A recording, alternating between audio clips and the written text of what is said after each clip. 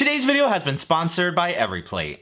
As Americans, we often like to put our preposterous and sometimes offensive spins on other traditional international food staples. Whether that's loading every Italian dish ever with garlic and mozzarella and Parmesan, or stuffing every Mexican food ever created with as much sour cream and cheddar cheese as we can fit. Or maybe we just have a weird obsession with dairy, but either way. Today, I thought it'd be interesting to flip the script and see if any other countries or regions out there have their own take on an American classic, the brownie. And entering the ring today for this international brownie battle will be Aaron Sanchez and his Mexican hot chocolate brownies, these Middle Eastern Halva Brownies, the French silk chocolate brownies, and then to round everything off, these brown butter miso brownies from Asian Food Network. If there's any other international brownie spins that you know of that you'd like to see in the next one, let me know down in the comments.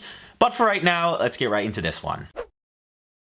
I'm honestly not sure which one of these I'm looking forward to the most today. I think they all have equally amazing potential. But before I can get started on any of these recipes, I wanted to make sure I was fueled up and up to the task with some help from my friends over at EveryPlate. EveryPlate helps you create delicious and affordable meals and helps save your valuable time and money. They're super versatile. They offer 17 recipes that change each week. You can swap out your proteins, veggies, and sides to your liking. And it doesn't matter if you're a novice beginner or an experienced cook, they can help you gain confidence in the kitchen and help nourish you and your family by providing you with the highest quality ingredients. Think of it this way, at just $1.79 per meal, the average EveryPlate meal costs about the same as a cup of coffee. It's about 50% cheaper than grocery shopping, and while we're on the subject, think about how much time you spend in the grocery store every week. I myself spend hours in the store every week, but with EveryPlate you'd be able to skip some of those visits and get everything you need to make chef-curated meals delivered directly to your door. As you can see, EveryPlate sent me some of their meals of the week, and as expected, these were freaking delicious. The steak was to die for, and the pasta might have been even better. And between the stuff I make for these videos and the average meal I make for my family and friends, this was probably the most stress-free and affordable meal I have made in quite some time. So do yourself a favor, click the link in the top line of the description, go to everyplate.com, enter code Seymour179,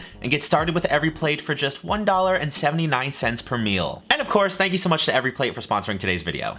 But okay, Aaron Sanchez, your Mexican hot chocolate brownies are up first today. You will need some granulated sugar and salt, some unsweetened cocoa powder and canela, all-purpose flour, vanilla extract, and cayenne pepper, baking powder, 2 sticks of unsalted butter, and 4 eggs. As we settle into this one, let's just get this out of the way. Yes, this video was mostly just an excuse to stuff my face with more brownies. It is one of the very few sweets that I genuinely crave once in a while, so this video should be pretty fun for the both of us. This first recipe is probably the easiest. I say that with a little bit of hesitation. The number of times I jinx myself in these videos is uncountable at this point. But the only weird quirk about this recipe was that half of the batter comes together over heat. I think that's the only time I've ever seen this preparation for brownies, but I absolutely love the fact that this entire batter comes together in one bowl. Or pot, should I say. There's no creaming together your eggs and sugar and then leaving your dry ingredients sifted on the side. All the components get thrown into the party together, mixed up, and then added to a lined 9x13 baking pan, and baked off at 350 degrees for 20 to 25 minutes, or until the edges look a little bit set, but the very middle is still a little bit liquid and gooey looking. Overall, super easy and approachable, like I said. I'm very intrigued to see how the cayenne pepper and the cinnamon kind of plays with everything else. So let's give contestant number 1 today a try. Immediately, I love the way this feels. I feel like a good brownie needs a balance of everything. Everything's equally important. The texture, the flavor. One bad attribute can kind of spoil the whole thing, so we shall see.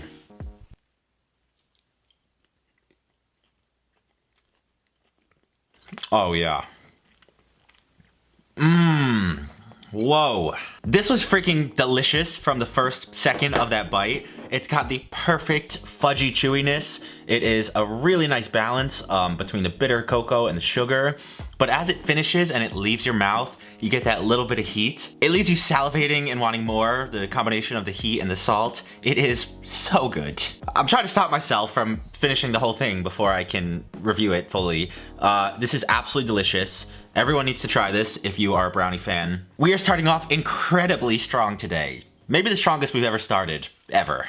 Next up today, we are trying out some Halva Brownies, brought to us by Anita Schechter of thespruceeats.com. I attained some sugar and tahini paste, some unsweetened cocoa powder and flour, kosher salt, water, a cocoa bean and butter, vanilla extract, semi-sweet baking chocolate, a few eggs, and some baking powder. As easy as it would have been to just buy some pre-made halva for this recipe, I figured let's go all in and try to make it ourselves. If you're unfamiliar, halva or helva is kind of in between a snack and a candy. It can be found all throughout the Middle East. Its base is normally tahini, like I'm using today, which is ground sesame seeds, or a ground nut of some sort. I'm not using that for obvious reasons. And it can be found in a variety of flavors, from vanilla, chocolate, pistachio, and so on. Now, for my first attempt at this, I used a recipe from Delish. I will leave it down in the description, although I don't know if I recommend you go click on it because this did not set up at all. According to them, you want your sugar to be cooked to 245 degrees, which is the firm ball stage. That happened in like 3 or 4 minutes, which I thought was kind of fast. And I'm thinking that's the reason that this did not set up at all. Even after 5 or 6 hours in the fridge, it was still very liquid. You're looking for something that is pretty firm, but still sliceable, not like hard as a rock. So that was not gonna do for us, but shout out to Rafika's Kitchen. I will leave her channel down in the description. Her recipe was the one I used on this second attempt that I think came out pretty good. If you grew up eating this or you know better than I do and you think it looks like garbage still, feel free to let me know in the comments. But now that that is out of the way, we still have a brownie batter to make, which I am very excited for because the preparation is quite similar to another brownie recipe we are fond of on this channel. I was trying to avoid talking about Tasty's Fudgy Brownie, but apparently I can't help it. Those things are just to die for. They will forever be one of my favorite recipes I've ever made, and these are kind of reminiscent of the preparation of those. The reason I love those and the things that I'm looking for the most in this video is a perfect balance of fudgy, like gooey texture, but a really good mixture of flavors as well. I don't only want to taste sweetness, I want a nice little bitterness from the chocolate. I want some saltiness. In my opinion, that is what makes this dessert in particular so special and so addicting. Once I got the brownie base whipped up though, I combined the two in my 8x8 pan. I baked it off at 350 degrees for about 42 minutes, which seems like a lot, and that's because it is. A normal brownie recipe in a pan like this would normally take about a half hour or even less, but this looks pretty good regardless. We have arrived at stop number 2 on our brownie excursion today, so let's see how this one tastes. This has got to be one of the most unique and interesting looking brownies I've ever seen. Just from like the texture of the top, the way it's kind of irregular, like no part of it kind of looks cohesive. It looks like you just kind of put stuff together on a plate. Right off the bat, I love the flavor addition of the halva, or helva. It's super nutty because of the sesame seeds in there. I would assume that's why so many people put nuts in their desserts and brownies. I see what all the hype's about now. And it'll be a good substitution for me in the future if I'm ever craving that like nutty umami-ness. Past the flavor though, this one lacks quite a bit. The texture is very bizarre. It's like fissuring as I eat through it.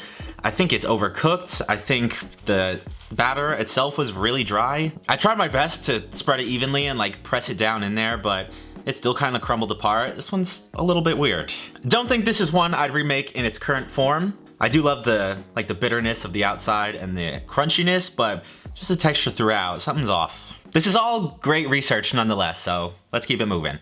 Third on the list is one of the most visually appealing and interesting brownies I've ever seen. They are the French silk chocolate brownies from aspicyperspective.com. For those, I grabbed some vegetable oil and a box of store-bought brownie mix, some salt and sugar, a dark chocolate bar and vanilla extract, water, a whole bunch of eggs, and some butter.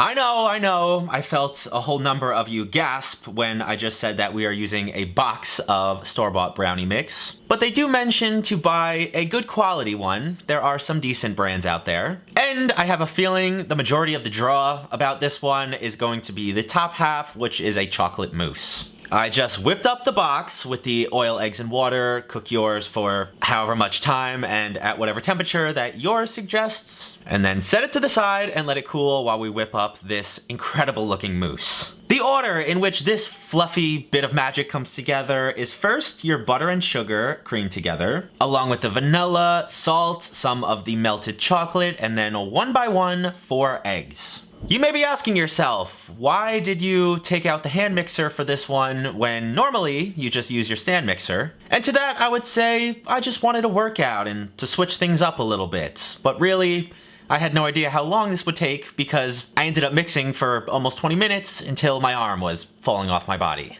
They recommend to mix this for at least 3 minutes after each one of the egg additions. And while I'm always moderately concerned for eating copious amounts of whipped raw eggs, I'm sure we'll be fine. People eat raw eggs all the time, even though this recipe was written in other countries where their food safety is probably a lot better than we have here in good old America. You do have to chill it for a couple hours just to let the mousse kind of adhere to the brownie and make it set so you can get cuttable pieces of it. But once that finally happens, boy oh boy, do these look damn good, so let's try them out.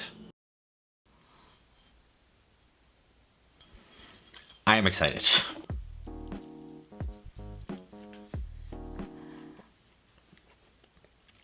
This isn't fair. I would like to order 100 gallons of this mousse so I can swim in it and take a bath in it. It is so freaking good. It's light, it's airy, it's decadent and rich. I'm sure this was done intentionally, but the best part of this is the contrast between how light and airy this is and then how dense and chewy the bottom portion is.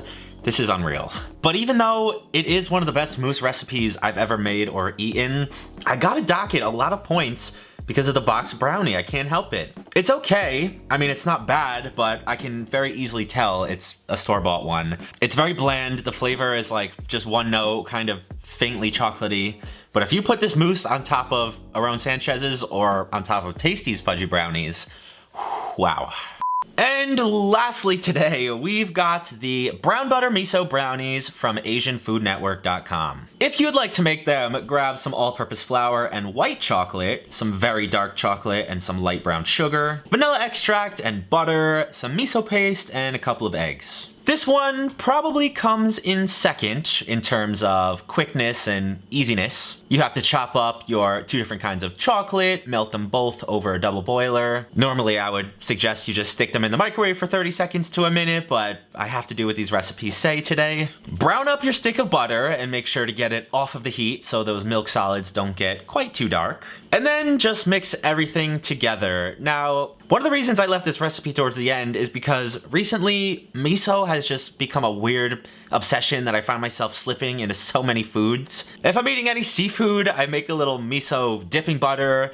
I love mixing it with some Kewpie mayo and gochujang as a little spread for sandwiches and wraps. So I am extremely excited and intrigued to see how it fares in a brownie. I think it's also kind of genius to substitute this in for the salt, because it's one of the most salty and umami-rich ingredients there are out there, so it's kind of perfect. The only thing I will say is when I separated the dark and light mixes to be able to swirl them together, it did not look the prettiest. I'm thinking at some point the white chocolate seized up a little bit and became a bit more crumbly than you would like. I don't think that'll affect the flavor all too much. The swirly pattern was more a cosmetic thing anyway. So I elected to just go with this one, and I baked it off at 350 degrees in a 9x5 loaf pan for about 17 or 18 minutes until most of the top looks set. Even at this point, it is anybody's race, and I think these are gonna put up a really good fight.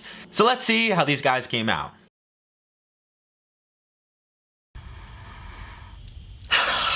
I love brownies. I don't think they look bad. It didn't really swirl, but it looks intentional the way the 2 colors are separate. I don't hate it, and I don't think anybody else would think anything went wrong.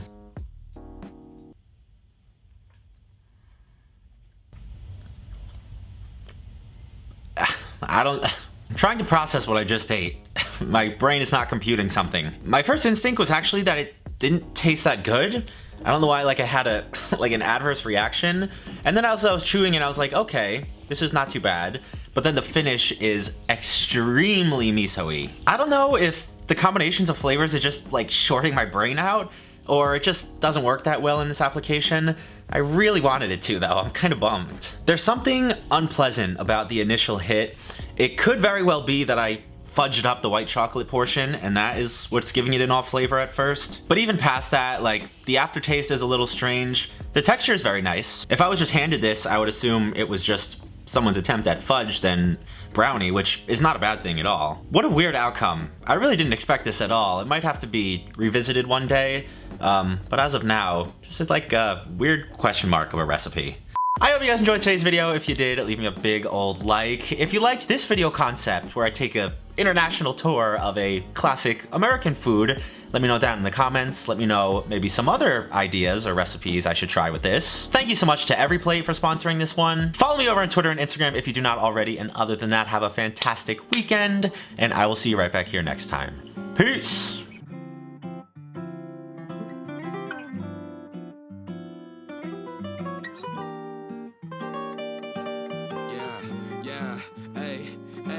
With the M without the AD. Flipping burgers and my money super lazy. Try and make a meal tonight, they ain't paying me. Try and supersize my life with my 18. Yeah, our style wasn't wavy, but we had a vision.